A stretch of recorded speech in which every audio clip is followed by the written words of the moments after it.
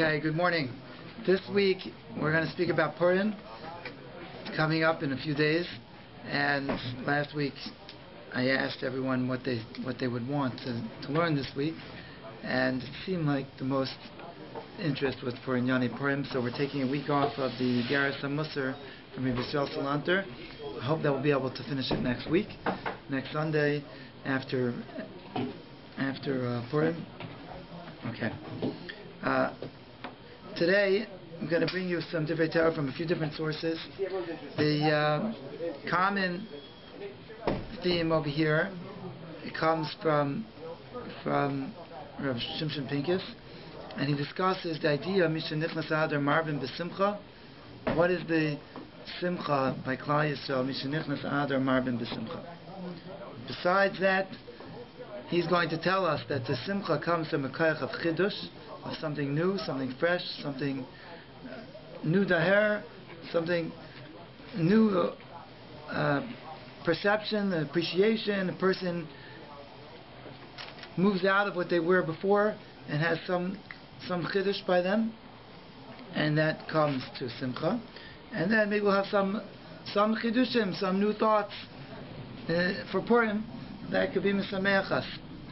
Okay, so Rav Shimshon Pincus was known to be pretty deep, and so bear with me, and hopefully won't be too bad. So, okay, the idea of Misha Nichnas Adar Marvin B'Simcha, we have to put into perspective of course, Adar begins. 14 days later comes Purim, right? Then 1 month later, comes Pesach. Rashi Mesechus Tainus, I believe it is, says that is it Rashi in Tainus? Tainus or Mesechus Megillah? I think it's in Tainus. That Rashi says, well, I'll tell you what he says, then you tell me where it is. How's that? He says that we're getting ready for the Nisim of the Geula of Purim and Pesach. And Misha Nichnas Adar Marvin B'Simcha doesn't just end with Purim, but it keeps going. So it's all like a whole time now of Geula for Klal Yisrael, of redemption, that begins with Purim and then ends with Pesach. On the other hand, we have a cycle of the Mayadais of the Shana, and it works the opposite way around. The beginning isn't Purim, the end is Purim. It starts with Chodesh Nisan, when Klal Yisrael left Mitzrayim, then it goes to Shavuos, then it goes to Sukkot, and that's it for the Daraisa Yomim Tovim. But in the Rabbanan, then it gave us Chanukah and Purim's the end, and then we start again with Chodesh Nisan with Pesach. So that means that Purim is kind of like the siyum of all of the Mayadas. In the Daraisa level, I guess that we would call it Shmini Atzeret, Simchas Torah, and the Rabbanan gave us also Chanukah and Purim, and now this is added on to the cycle of the holidays of the year.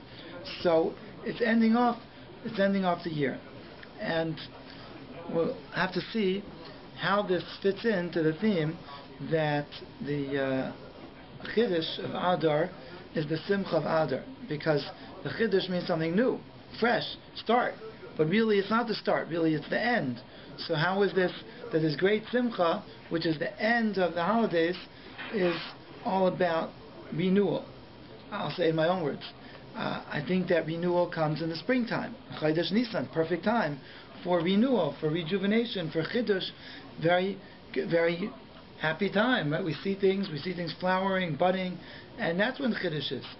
Purim, maybe it's different in other communities, but in Toronto this year, I'm not expecting such a spring-like Purim that we're going to start feeling, oh wow, we see the buds on the trees and the grass starting to grow, the flowers starting to flower. So what's this Chiddush all about? Okay, so I'm skipping now, I'm saying in my own order what Rav Pincus says, and maybe we'll speak out some of his ideas. In the yeshiva world, I think it's like this. In the kollel world, it's like this. It's probably like this everywhere. There's something called the winter blues. People have people, maybe in Toronto, they get excited about the ice skating and the skiing. I don't know about that. But after a while, it gets a bit much. And it's not just that it's cold. It's also that when Hashem gave it to us, gave us our calendar, the longest stretch of the year is really the winter.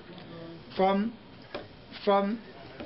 in other words, there's 12 months in the year, but for me, at least 10 months of winter.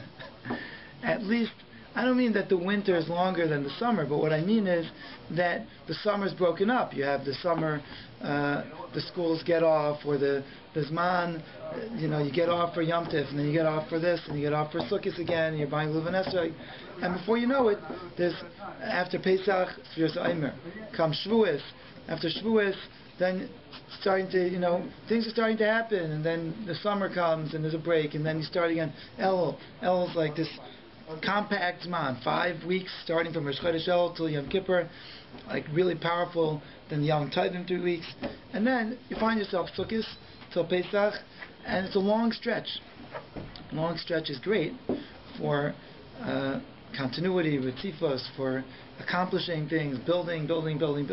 You could do things in the winter that you can't achieve the rest of the year. But when it comes towards the end of the winter, there's, we'll call it a rifyain or a yiyosh, a hisrashlos, which all these Hebrew words mean that a person starts feeling blah. They just don't have the oomph anymore. They don't have the power of chiddush, of something of renewal, and when they don't have that enthusiasm and that bren. And the Rosh Yeshiva are looking forward, probably at this point of this month, till the beginning of next month. And the Bachrim are looking forward to the beginning of next month. And there are some special people that keep going with the chiddush every day, and Hashem gave us a new start every morning. It's true, chadashim levikarim rabbim menasecha. But nevertheless, we're coming to the end of the winter, and it gets hard. And Purim, historically, was also a similar way. It was a hard time for Klal Yisrael. Besides the fact that Haman came and made a gzeira on Klal Yisrael to annihilate us, but before that happened even, Klal Yisrael had been sent into Golus for our first time ever. We were in Mitzrayim, but then we got to Torah, went to Eretz Yisrael, we became a nation, and now we had the Beis HaMikdash, and then was destroyed, terrible tzaros, and we're sitting there in Golus, we're dispersed throughout the kingdom of Achashverosh. What does it say in the Megillah Esther? There's an that's mefurad bein ha'amim. We were scattered all over, instead of being in our own land, instead of having our Beis HaMikdash, and it was a depressing time. This time was a depressing time for Klal Yisrael. To have HaKadosh Baruch Hu step in and save us at this time, there was a gzeira and Klal Yisrael did tshuva, and we turned back to Hashem, and he did a tremendous atzala, revach v'atzala Yehudim. That was something that gave us like a new chiyus, gave us a new life, gave us new hope. Okay, and this new hope is something that's coming to us in the year, at the end of the winter, in this dark time. We're ready to give up. We're ready to feel like, we need a new start. We need to start all over again. And Purim comes, and Purim shows us that no matter how deep we are into the winter, you're at the very end of the winter. You're deep into the Golus, and nevertheless, HaKadosh Baruch Hu comes and lifts us up, and he's the same way that we have Matanos Lavyonim, Mishlach Manos, and we lift up the impoverished and the downtrodden. HaKadosh Baruch Hu did that for us. That's a very North European and North American perspective. You take Eretz Yisrael, you take the southern hemisphere, where seasons the other. So that's very much in Eretz Yisrael, it's not exactly like Australia. I'm saying it is not as cold as it is here, but nevertheless, I know I used to come to America for sometimes, a couple times for Pesach, and when you go back, it's like a different place. Everything's green, but it's like bright and green. But Purim already in Yerushalayim, I don't know if there's still this, there's still some kind of I don't know, you want to call it curse or whatever you want to call it in Yerushalayim, that it should rain on Purim. Familiar with this? So it's not always the best weather. It's better than, sometimes it's beautiful, sometimes it is beautiful. So you're right. Rav Pincus was teaching this in Eretz Yisrael, and he wasn't teaching it necessarily in terms of the weather, in as much as the cycle of the Jewish holidays, and the way that our Jewish life runs, especially in Eretz Yisrael, runs around the holidays. And the Zman is over before Pesach. That means that this stretch is like the last stretch of the yeshiva Zman, where it's not easy to have that same bread. So you can do what some people did. My Rosh Yeshiva of Nosson Tzvi Finkel, so what he did was, maybe he had to do this, but he did it also because he wanted to. He starting from Purim, maybe even a little bit before Purim, but around Purim time, he would start learning the Masechta the next month. So, why should we learn this Masechta, which is coming to an end, and we'll call it petering out? Let's start with a bren. We should learn with this without a bren. So start the new. So he wouldn't tell the whole yeshiva that he was doing this, but people who were close to him knew that by he would start at the end of the Zman, and he would go strong into the Bein Zmanim, straight to Bein Zmanim. By the end, before the Zman started, he had all of the shiurim prepared for the whole Zman for the next Zman, and he said he got it from his father-in-law, Rabbi Finkel, used to do this. So, anyway, that's a symbolism here. I want to read to you a little piece from the Sfas Emes. The Sfas Emes says a little similar idea here that I saw this morning. And he says like this.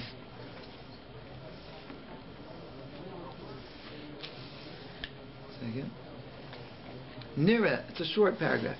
Ki nes Purim haya achana l'bayis sheni, ki haya tzarich liyaskach v'oiz l'bnei Yisrael.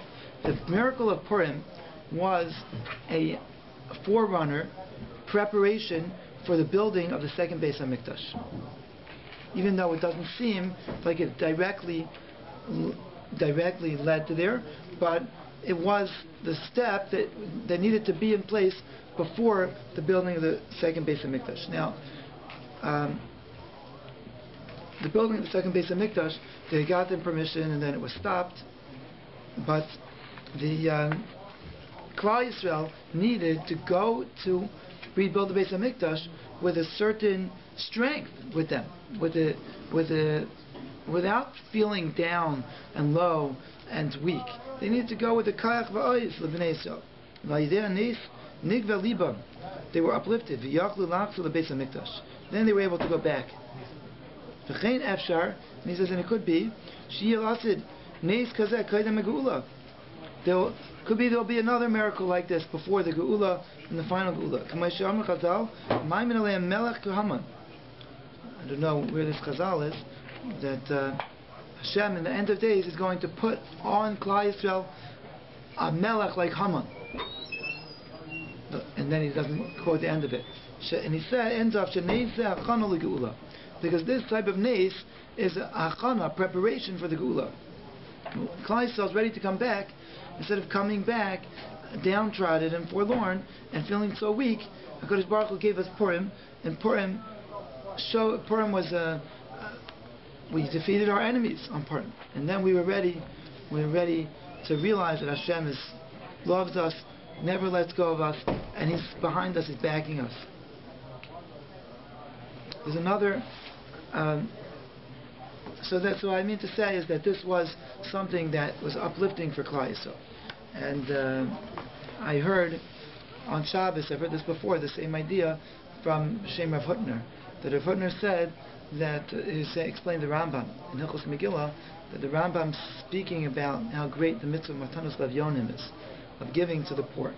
And the Rambam says that a person who lifts up the down people who are down and poor and sad, the needy people, somebody who does that is like the Shekhinah, is like HaKadosh Baruch Hu. That's what Hashem does. Hashem uplifts the lowly. So he said, the question that was asked was, so why did the Rambam tell us in Hilchos Tzedakah? Why in Hilchos Purim he told us this? And the answer was because the Rambam wants us to realize that that was what the whole Purim was about. The whole Purim was one big Matanos Levyonim to Klal Yisrael. We were the Evyonim, and HaKadosh Baruch Hu was giving the Matanos Levyonim. We were the people who were so helpless that HaKadosh Baruch Hu stepped in and said, you were humbled. You've reached a point where you're doing tshuva, and you're wearing sackcloth, and you're fasting, and you're davening, and you reach this point where you're turning to me, and humbled yourself, and now I'm ready to take those humble people and uplift them and save them. So that's what Purim was all about. And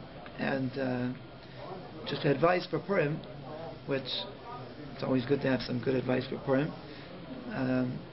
One of my Rabbi gave me, and I know I have some friends who did this, and it's good if you can't devote your whole day to this, but maybe make some pursuit of thinking of somebody who could you could uplift their spirits. Somebody that would really appreciate a visit on Purim. I'm not talking about necessarily a poor person. It could be an elderly person. It could be a handicapped person. It could be somebody that doesn't have the fortune of coming to shul and celebrating with everybody else. And a person could go and lift their spirits, maybe dance a little bit, sing a little bit, bring them in Shlach Manas. That's like the real Simchas Purim. That could be like the highlight of Purim. That part of being Daimel L'Shechina, of lifting somebody's spirits, somebody who's down. I had my friend lived in one side of Yerushalayim. There's tons of traffic in Eretz Yisrael. On Purim, tons of traffic. It's probably like that in Toronto also. People are trying to deliver Shalach Manos everywhere. I don't know about Bathurst Street. Maybe it's like that. York Hill. But in Yerushalayim, it's really they call it Balagan. You can't get anywhere. So, but he would make it his point to go to the other side of town. There's somebody that they wanted to visit on Purim, and take all his kids with them, and they would lift up the spirits of this person. And it's a very special thing. Sometimes it could be somebody that isn't handicapped, but they don't think they have any friends, and they realize that they have a friend when you come over, and you show them that you care about them. So that's a special thing on Purim, and I always feel on Purim that the putting on a mask or putting on a costume, and we'll leave the drinking. Not going to speak about that today, but this helps a person overcome the inhibitions of being friendly to other people. We were able to, one day a year, that we could just be outgoing.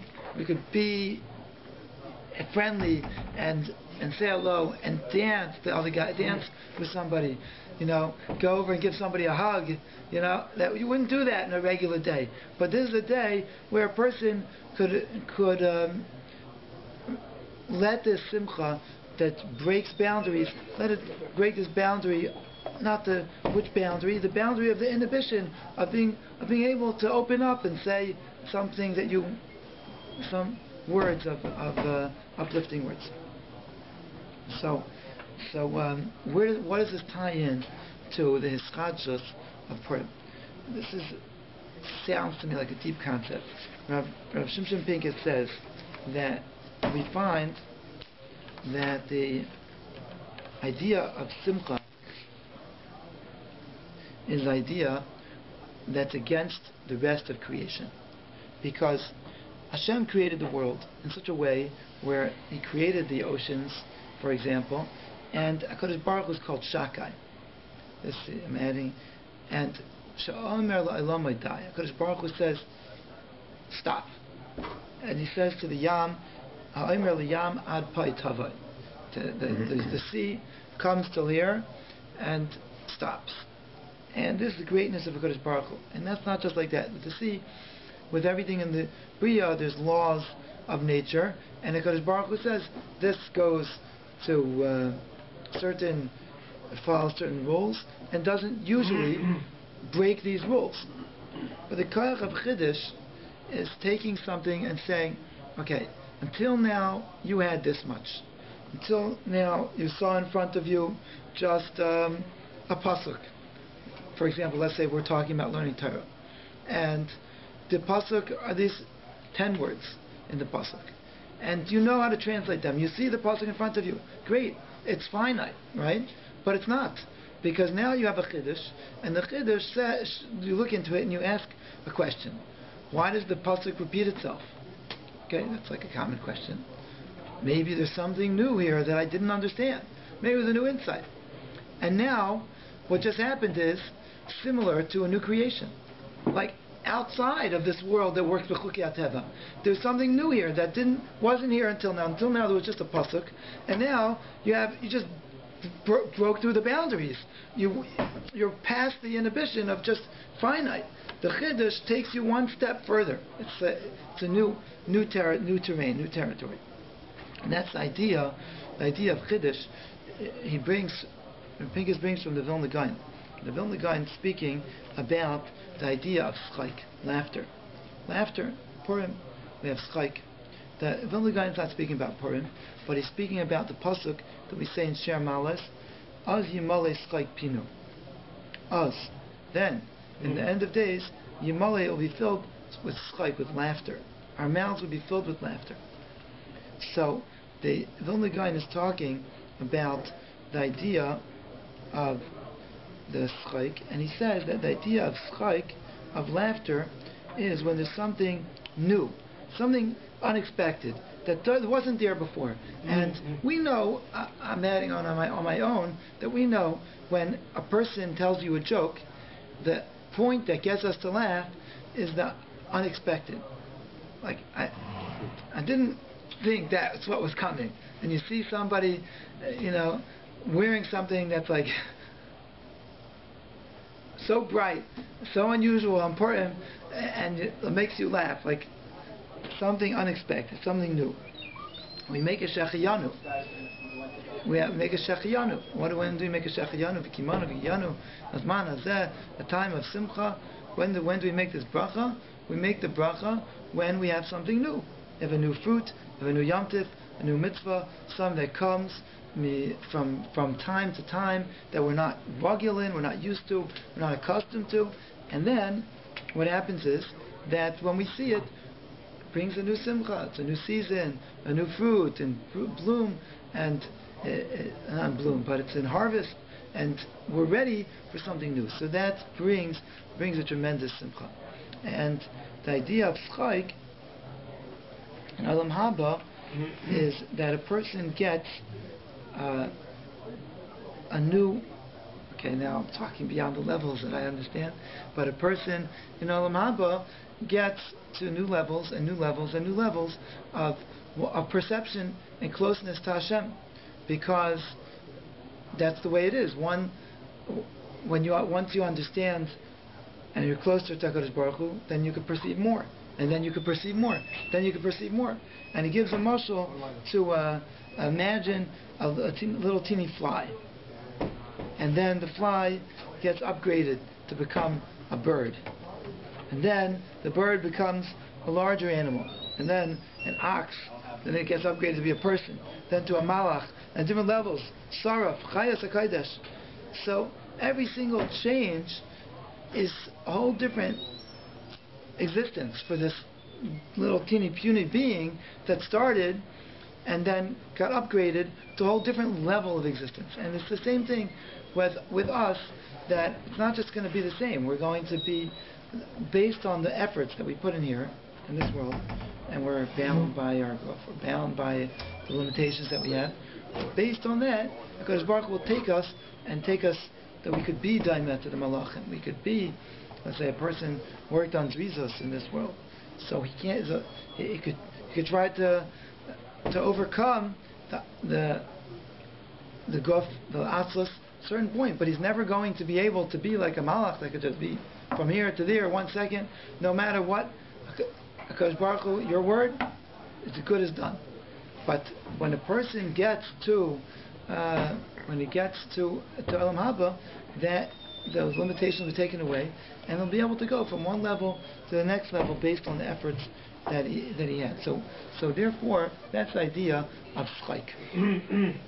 Schleik, laughter, az yimalei schleik pinu, is that it's going to be again and again and again, moment after moment of something new.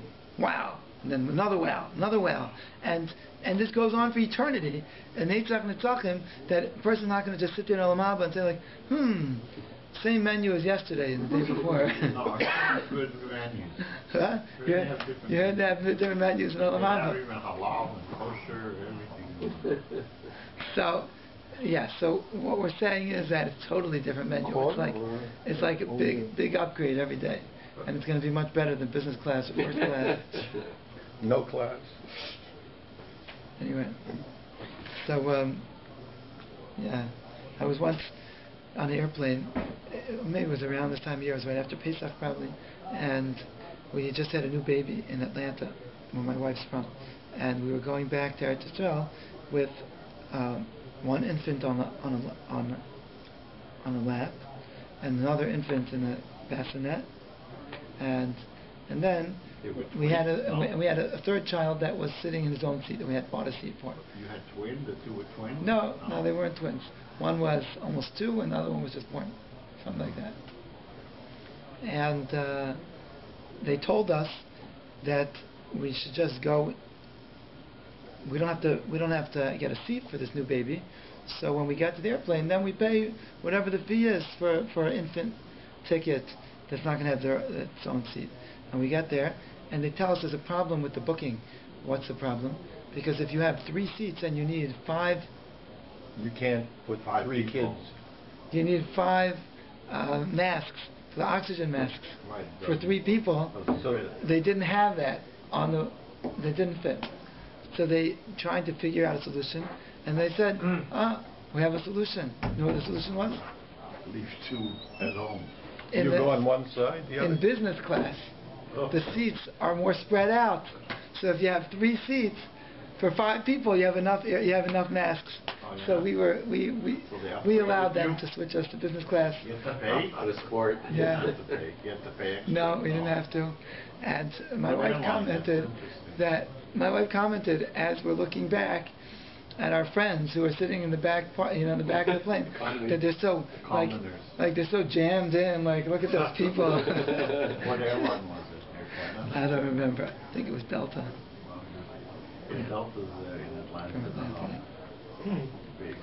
Anyway, okay. So yeah, I don't know how I got into that story, but but there's also the seats were good. The seats were good, and when you look back, it's a different. It's like you feel like totally different when you're sitting in that seat.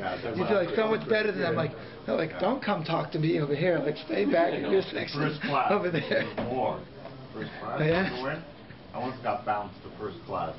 Oh, poor boy. I know, poor boy. I didn't pay it, but some people took a money stipend for it, for not going because they were full. And some, whoever didn't want, they stuffed them into first class. Oh, they must have felt really it's stuffed. hard to go after in a regular class.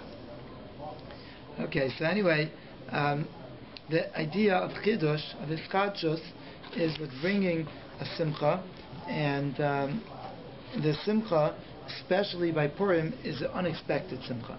And so simcha, when it comes at the end of the winter, it comes at a very dark time in Klal Yisrael, and this type of simcha is, we'll call it the v'nahafechu, where things were turned totally upside down, exact opposite of what would have been expected.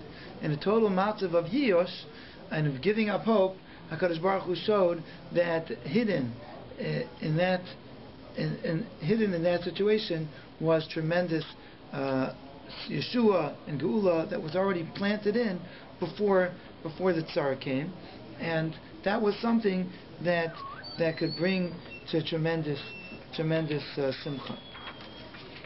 Now, the Hakadosh Baruch Hu tells us just one more idea from a Pinkus over here, and that is that the Sefer Nefesh HaChaim speaks about this idea a lot.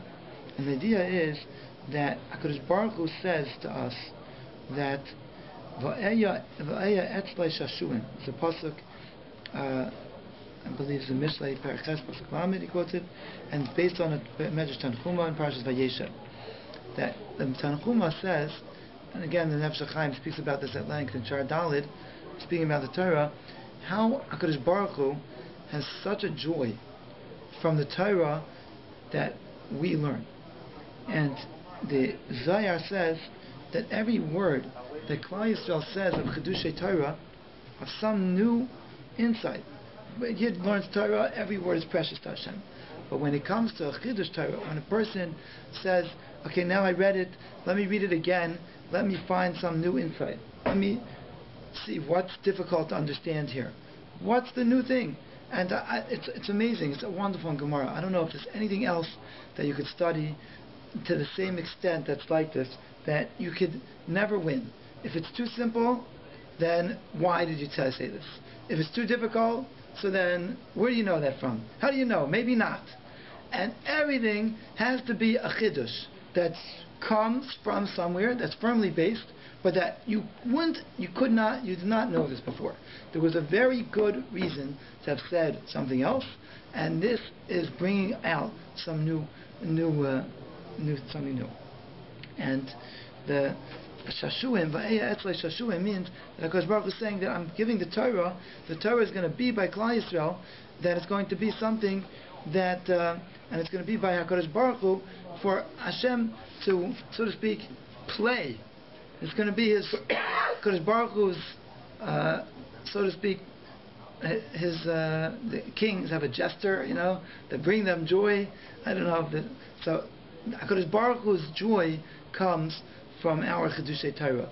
And the Zohar says that HaKadosh Baruch Hu takes each one of these words, Shekol Mila Umila Pratis HaMischadesh Mipia Adam, every new word that comes from a person's mouth of Torah, a new word of Torah, Kuchabichu Nashikla, HaKadosh Baruch Hu kisses this word, Uma'aterla, and adorns it, he crowns it, he beautifies it. V'nivne mimena olam chadash v'fnei atmai. And from that word is created a new world in and of itself. So when you study the Nefesh HaChaim, it's filled with quotes like this, which just blows you away at the enormity, the proportions of what's going on in the world, that we're living with a very limited sight of what's going on here, and you hear things like this, that every word that I'm learning, HaKadosh Baruch Hu takes it and he polishes it and adorns it and kisses it, and then makes a whole new world out. We can't. It's hard for us to imagine such a reality. But the Torah was the kli. Pinkus explains, was the vessel that HaKadosh Baruch Hu used to create the world. Akistakel baraisa ubar alma. HaKadosh Baruch Hu looked into the Torah and created the world. The Torah has in it the koyach of chidush, that the world was yesh me'ayin, came yesh me'ayin, something from nothing, came from the Torah was the vessel that was used, the instrument that was used to create this world. And it's the same thing when we study Torah, that koyach of chidush and a freshness and a rejuvenation we could have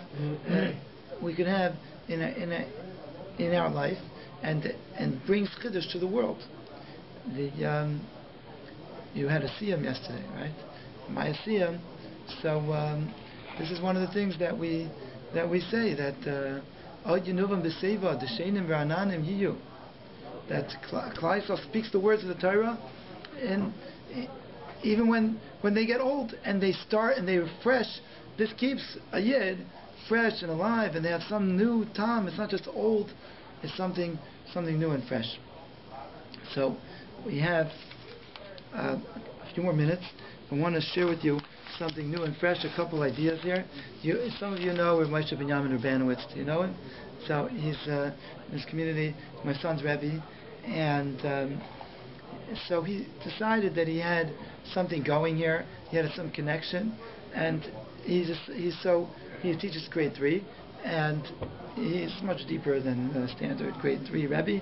So he took his Dvar Torah, and my son didn't want to say his Dvar Torah this week because he said it was a 3-page Dvar Torah. But last night I sat down and said, what is this 3-page Dvar Torah over here? And the answer is that he found a connection between Moshe Rabbeinu and Esther Amalka. And every year we give this to his class, and he would say, look, there's this amazing connection between Moshe Rabbeinu and Esther Amalka. And then, year after year, kids would come in from their parents or from their own thinking, and they would say, there's another connection. And then he added to the list until you have 3 pages that's created somewhat by him and somewhat by other people that contributed, that he's told us over to. But I'll just share with you a couple of them, which it really is interesting. Esther Amalka was living in the palace of the king, and Moshe Rabbeinu grew up in the palace of the king of Paro. And from that vantage point, where the Gezerah, like the seat of the Gezerah, where it was coming from, and where it was being decreed, that's where the Yeshua was coming from within, from some power. Obviously, Moshe wasn't part of the family of Paro, really, he was adopted, but and he wasn't living there anymore when he came to save the Jewish people. But he wasn't a stranger in the palace, and Paro was trying to get rid of any Mashiach Shal Yisrael, of any savior, and there it is, right in, like a practical joke Hashem's playing on him almost. Like, he's there in your palace. You're going to raise this boy. Instead of drowning him, instead of killing him, he'll be in your palace, and you'll be paying for his mother to be his wet nurse, and then he'll grow up in your palace and with royal clothing, and your own daughter taking care of him, you know? And Esther Amalka was there in the palace, and also with this, with the royalty, and the Chazal tells us that Achashverosh and Haman were in this together. It wasn't just Haman wanted to decree against the Jewish people. Achashverosh also wanted to. And when Haman came up with this idea, Achashverosh right away didn't even think twice. Kill the Jewish people. Great idea.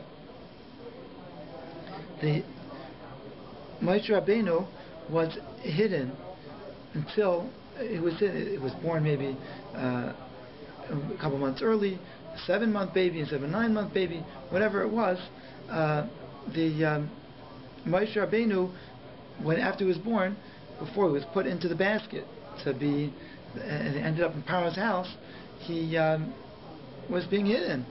And it's not like Moshe Rabbeinu said, like his family said, you know what, let's think of this brilliant plan. Let's get him into Paro's palace.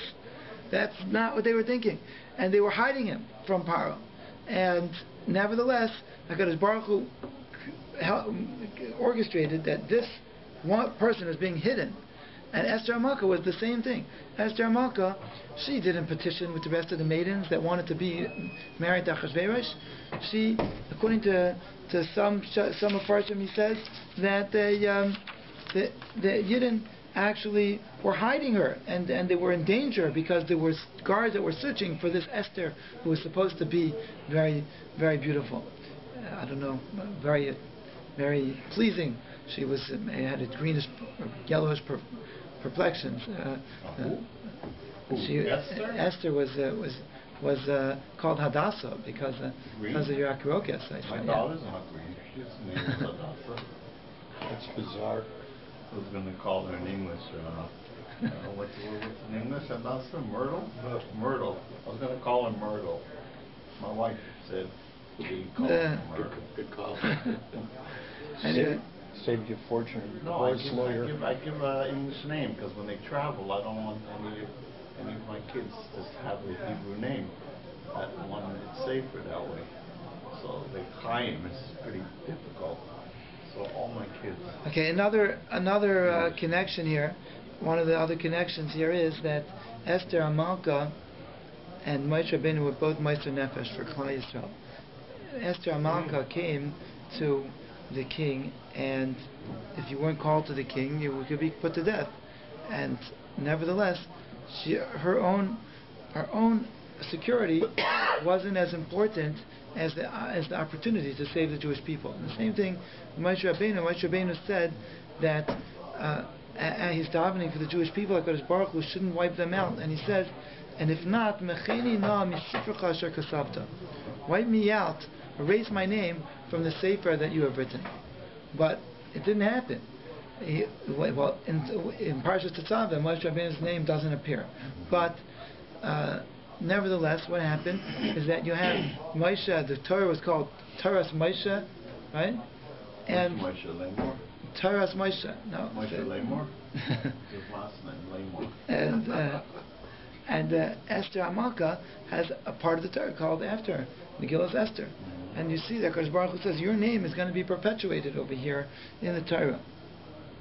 And Esther Amalka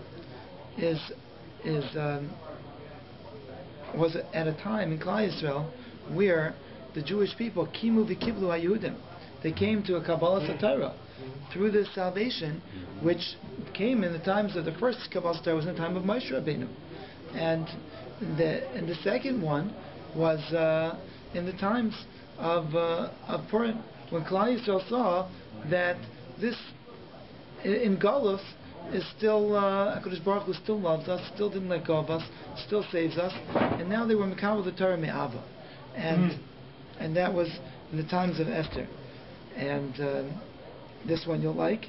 Just like the Yidden celebrated the Yetzias Mitzrayim with 4 cups of wine, so too the Yidden celebrate the Simchas Purim with 4 plus cups of wine. But on a serious note, this is interesting. Think about it. We're celebrating on Hanukkah. We don't drink wine.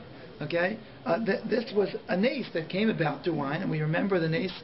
Esther invited Haman to the party, and there was wine, and the nace happened through wine. So but it's not a coincidence that the symbol of the salvation of the 4 Arba Shonos of Geula and the 4 Kais of Geula, wine is the symbol of the Geula, the Chayra, the Geula, and that's Purim also was a Geula. And this whole time, starting from Purim till Pesach, is a Zman of Geula in Klal Yisrael. It's a Zman of Geula with Mitaycha Hester from the Galus of the Churban Bayis Rishon, we learned before in the Sfas Emes that even though this wasn't, the Bayis Sheni wasn't built on Purim, but this was something that got Klal Yisrael ready for it, because this uplifted us and brought us to a point where we would be ready for that Binyan Bayis Sheni. And b'meir b'yameinu we should be zeicha to another Gula Shlema of Meir b'yameinu, and we should be zeicha to the time of Az Yimale Schayk Pinu, where everything will be fit into place like we never imagined, and will be full with laughter and new perception and closeness to God's Baruch Hu. Amen.